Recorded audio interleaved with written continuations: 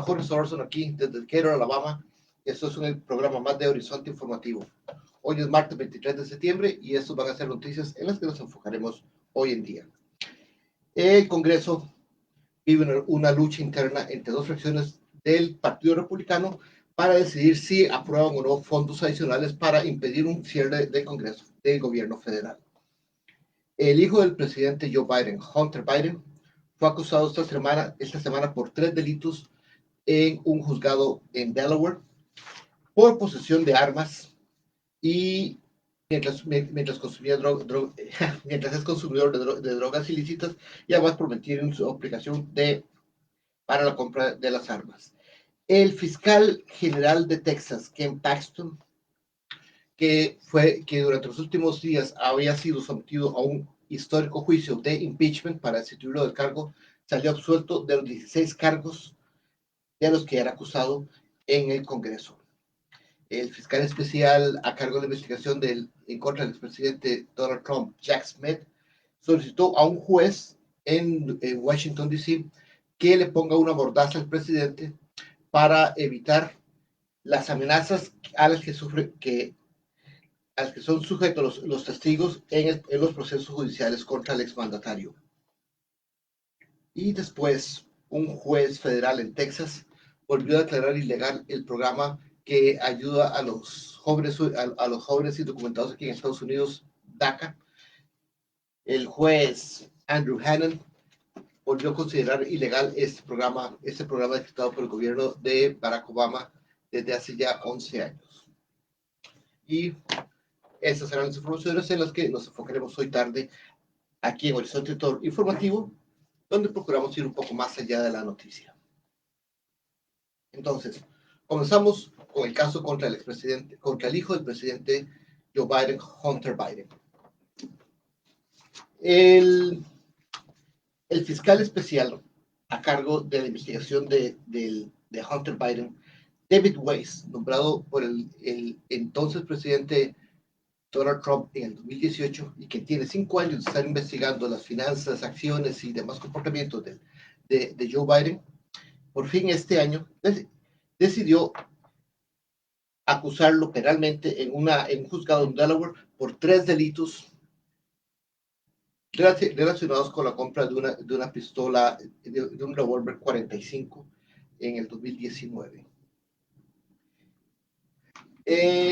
Según el fiscal, Hunter Biden mintió. Dos de los cargos, que cada uno conlleva una sentencia de hasta 10 años de prisión, son por haber metido en la aplicación a la hora de comprar el arma, porque en su aplicación el hijo del presidente, anotó que él no usaba drogas ilícitas, lo cual es cierto porque de todos es sabido que Joe Biden es adicto a la cocaína. Ahorita en cosa que se llama, está dejando el vicio, está en rehabilitación, pero adicto. Entonces le levantó 2 cargos por mentir en la aplicación y luego un cargo más adicional que conlleva una pena de hasta 5 años de prisión por poseer un arma mientras consumía drogas ilícitas. Cabe notar que el hijo del presidente solo tuvo esa pistola durante 15 días porque la novia de él en ese entonces se la tiró, la vendió o la tiró a la basura. Las acusaciones vienen meses después de que el fiscal especial, David Weiss, había llegado a un acuerdo con Hunter Biden y la cámara. Esta. Ajá. Que había llegado a un acuerdo con el fiscal especial y los abogados para que el hijo del presidente se aceptara una condena con cargos menores. Entonces, el acuerdo que no implicaba ninguna pena de prisión para Hunter Biden, sí, le hubiera dado una ejecución condicional de una pena de 6 meses a cambio de declararse culpable por mentir en el cuestionario en la compra de armas y además simplemente una amonestación por la posesión de armas.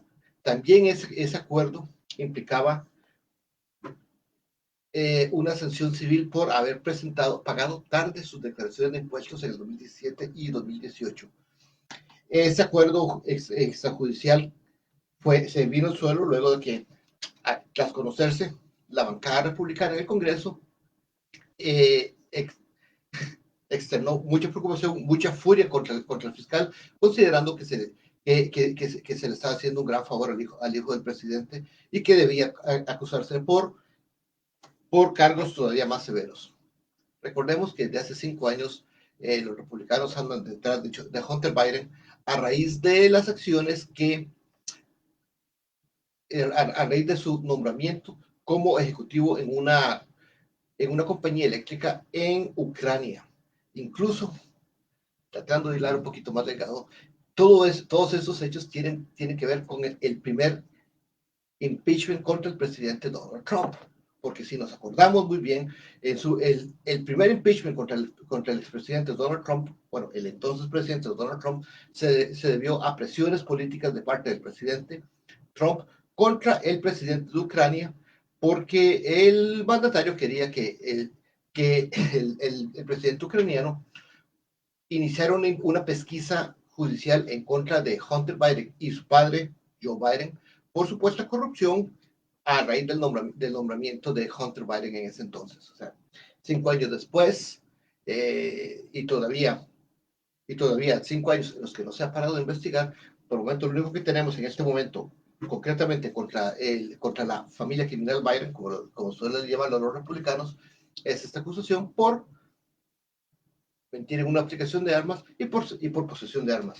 Todavía queda pendiente lo que va a ocurrir con los cargos relativos a la presentación tardía de impuestos de Hunter Biden.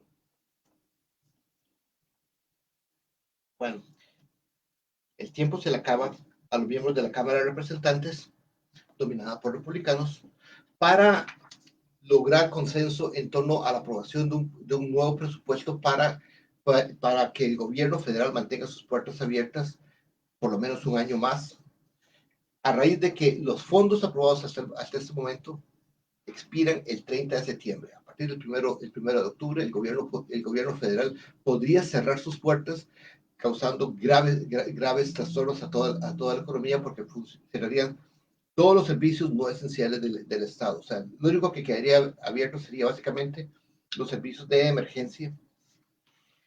Los republicanos en este momento, que tienen mayoría en la Cámara Baja, están divididos en torno a si aprobar o no el proyecto de presupuesto, porque el grupo más extremista de los republicanos, que conforma lo que se llama el Freedom Caucus, no quieren, están cerrados en que ellos no desean ningún presupuesto y están dispuestos a que el gobierno se cierre, a menos de que se aprueben recortes extremadamente drásticos en todo lo que son partidas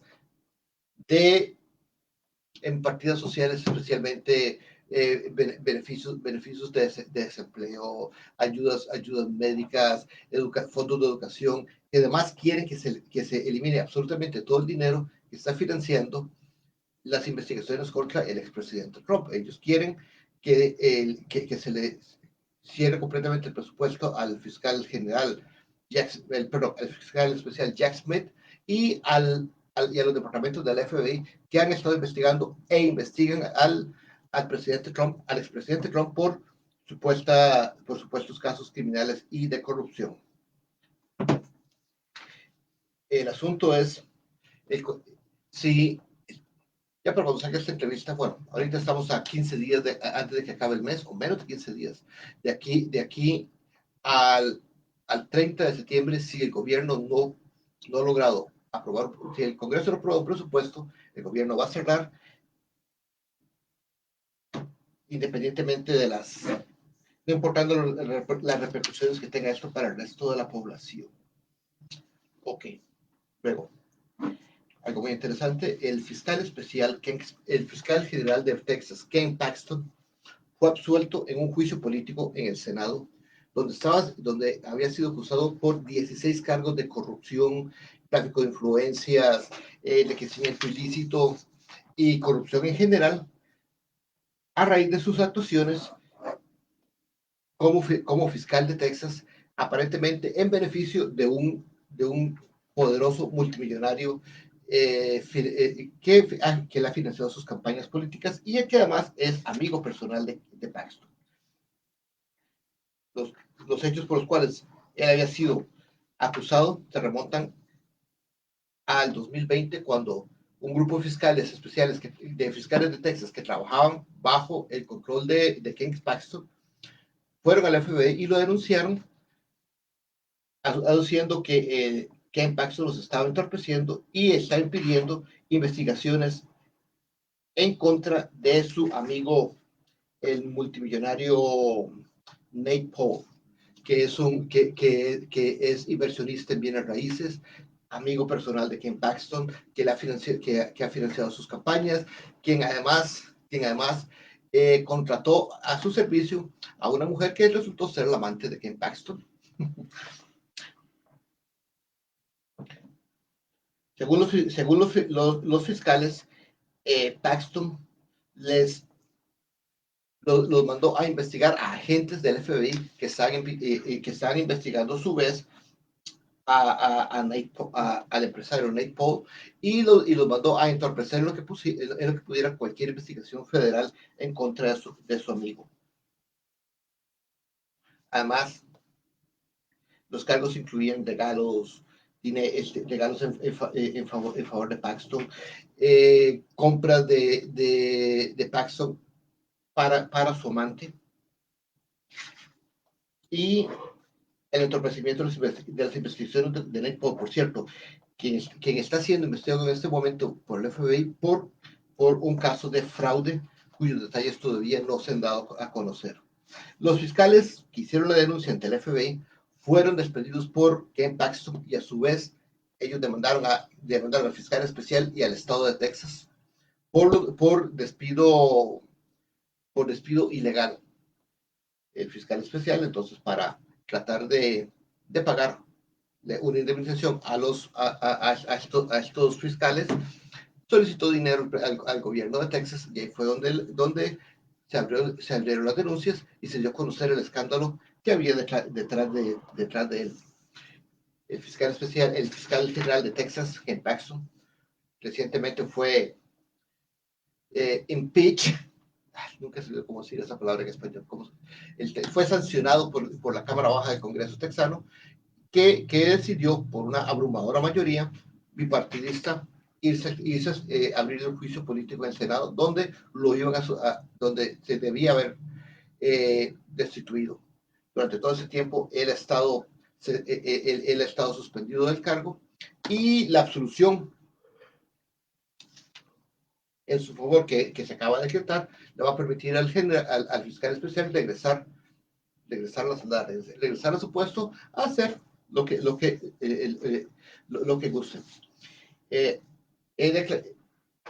bueno resaltar de que él fue absuelto en todos y cada uno de los 16 cargos, que eso fue una votación política donde básicamente todos los representantes demócratas votaron para condenarlo, y solamente 2 de los representantes republicanos se sumaron en algún momento a las condenas en algunos de los cargos. Pero el senador de Texas está dominado por los republicanos, que tienen una mayoría abrumadora, con lo cual el fiscal fue absuelto. No obstante, posiblemente eso no sea lo último que oigamos de este caso, porque el FBI tiene en sus manos y maneja denuncias penales a raíz de todos estos mismos hechos por los cuales se le acaba de absolver políticamente. Luego, pasamos a hablar del programa de acción diferida en favor de DACA. El juez Andrew Hanen, que ya en el 2021 había decretado y considerado ilegal el programa establecido por el entonces presidente Barack Obama en el 2012, volvió a sentenciar y declarar ilegal el programa, de acción diferida para los inmigrantes que llegaron aquí siendo menores de edad, DACA.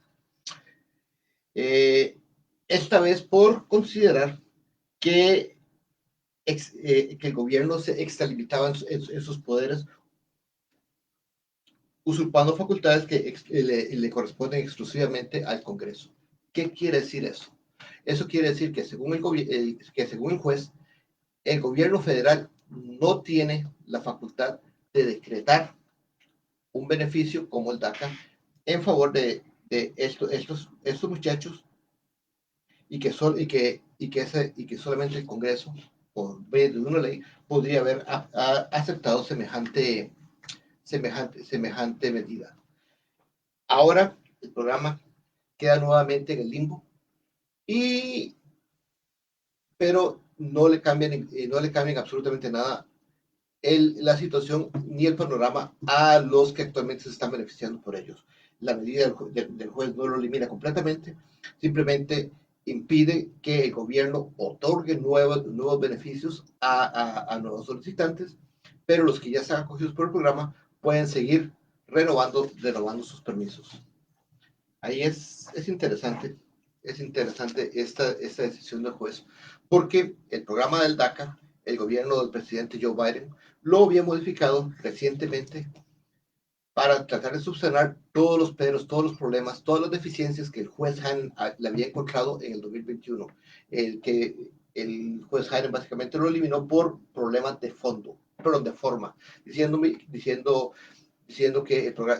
el programa debe haber sido anunciado previamente en los periódicos, que se había invitado a partes para que opinaran, que puros detalles de procedimiento que fueron subsanados por el gobierno del presidente Biden en una nueva modificación aprobada en el 2022, pero ahora el juez Hannon le encuentra más peros encuentra más patas al gato. Ahora el gobierno del presidente Biden anunció que va a apelar obviamente esa decisión y se va a ir a la quinta corte del Distrito Federal, integrada por una mayoría de jueces republicanos, y en última instancia podría ir nuevamente a la Corte Suprema de Justicia. Ya la Corte Suprema de Justicia en algún momento había visto un caso del DACA en el 2020, perdón, 2018, pero en ese momento no se metió a resolver la pregunta más importante en torno a ese programa, si el gobierno tiene o no la autoridad de hacer la interpretación que está haciendo, porque el DACA se basa en una interpretación bastante ingeniosa que hizo en su momento el presidente Barack Obama. El DACA no está basado en ninguna ley, simplemente se basa en las atribuciones de discrecionalidad del Poder Ejecutivo a la hora de aplicar la ley. Porque según determinó el gobierno de Obama, el Poder Ejecutivo, que es el encargado de ejecutar las leyes, de hacerlas cumplir, tiene a su disposición el poder de ser discreto, la discrecionalidad es decir, a cuándo y cómo cumple esas leyes. Entonces, asumiendo que todos los jóvenes que llegaron aquí eran indocumentados y que por ende son deportables, él decretó un cese de esta deportación y dándole los beneficios que actualmente gozan los muchachos beneficiarios del DACA, que son un permiso de trabajo y seguro social. No les garantiza el viaje, pero no pueden entrar ni salir, no les da estatus migratorio, pero es un beneficio bastante grande comparado con el resto de la población indocumentada. Entonces, el presidente en su momento dijo, bueno, yo tengo la discrecionalidad de expulsarlos, no, entonces decido no expulsarlos porque no son prioridad, mi prioridad es indocumentados con antecedentes criminales, indocumentados que están aquí cometiendo crímenes y que son un problema y una carga para la sociedad. Esos muchachos no lo son, estos muchachos llegaron aquí siendo menores de edad, no tienen culpa, entonces por ende no los vamos a castigar por algo de lo cual ellos no son culpables. Entonces vamos a esperar a ver qué ocurre en los próximos meses con los tribunales federales.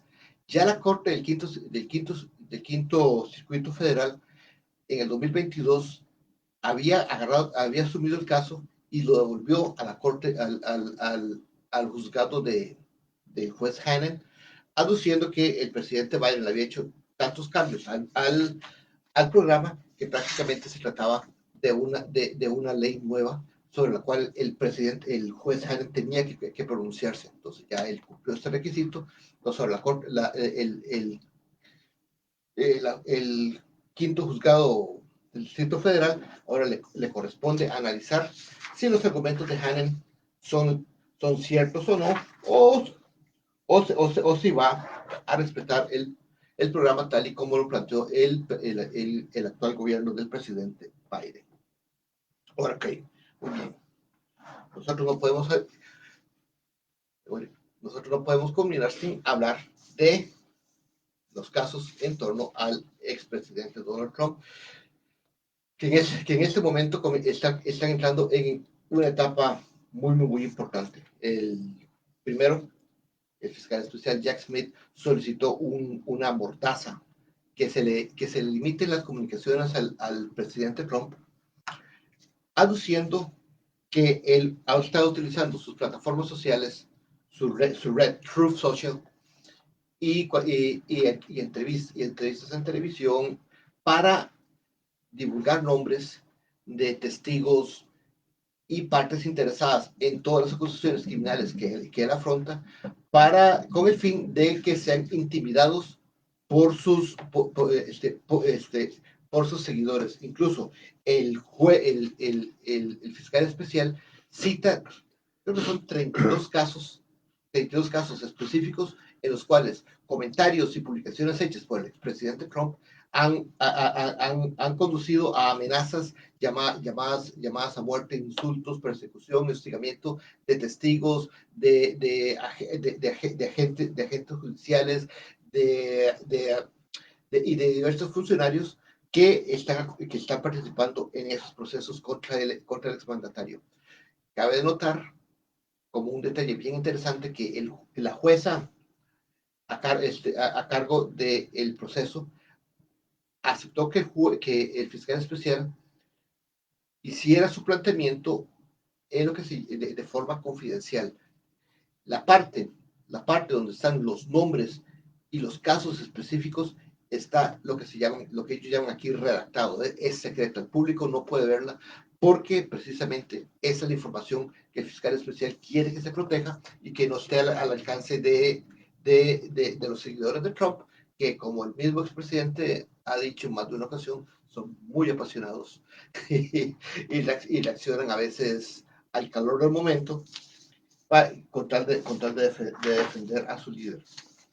Y nos encontramos ahorita en una etapa bien importante, porque el primer juicio en torno a los hechos por los cuales está siendo acusado el expresidente se podría dar en menos de 5 semanas.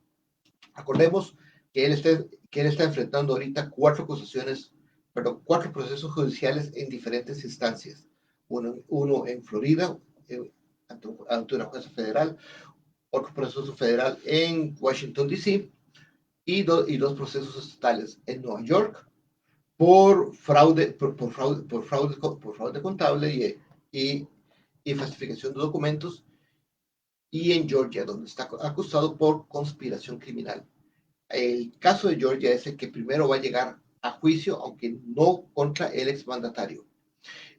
Ahorita en octubre, a mediados de octubre, dos de los 19 acusados en ese juicio, que son abogados, van a ir a juicio. Ellos pidieron ante la corte y se les aceptó lo que se llama un juicio expedito, un speedy trial en inglés.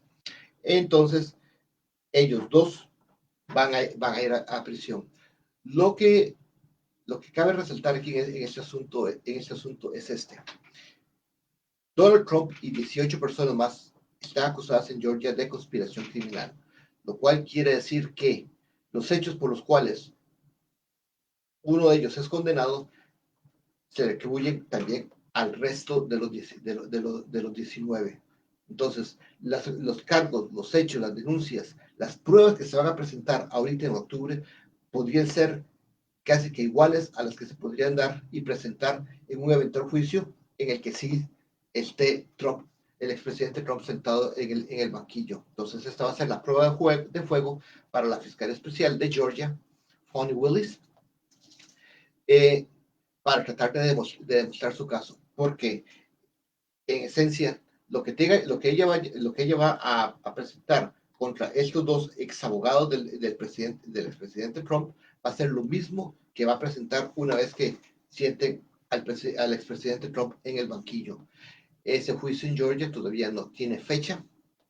Se espera que sea en algún momento del próximo año, a pesar de los intentos del expresidente que ha estado peleando por demorar el juicio todo lo posible y que había solicitado como fecha de juicio el año 2026, lo cual no fue aceptado por las cortes. Mientras tanto, todavía seguimos a la espera de las resoluciones en diferentes instancias estatales en torno a las denuncias sobre la legitimidad de una candidatura presidencial del expresidente, porque primero las secretarías de Estado y algunas instituciones estatales tienen que resolver si aceptan o no la inscripción del expresidente como candidato presidencial a raíz de los cuestionamientos constitucionales que se han levantado en las últimas semanas. Según estos cuestionamientos, para los que no están siguiendo la noticia, la Constitución le prohíbe a cualquier persona que haya participado en una insurrección ser candidato a un puesto de elección popular. Según esta limitación, al menos según los proponentes de impedirle la candidatura al expresidente, el expresidente no necesita ser condenado, ni siquiera acusado de cargos de elección o de insurrección. Simplemente el haber sido partícipe o beneficiario de esa insurrección es suficiente. Entonces, para eso lo único que se necesita es que haya evidencia, testigos, pruebas de que el expresidente participó en una insurrección, de lo cual aparentemente hay suficiente evidencia. Ok, entonces, esas son las noticias que teníamos para esta semana. Espero que les haya interesado. Síganos en Facebook, síganos por YouTube, aquí en Radio Valedor, todos los martes a las 3 de la tarde, en vivo, y en la página de Horizonte Latino. Luego siempre ponemos la grabación de esto. Compártanos, denos like, o no nos quiera, pero compártanos, comente, llámenos, escríbanos. Estamos aquí para cualquier duda. Este es Jorge Solórzano desde Decatur, Alabama, con Raúl Gutiérrez en los controles en Radio Valedor. Muchas gracias.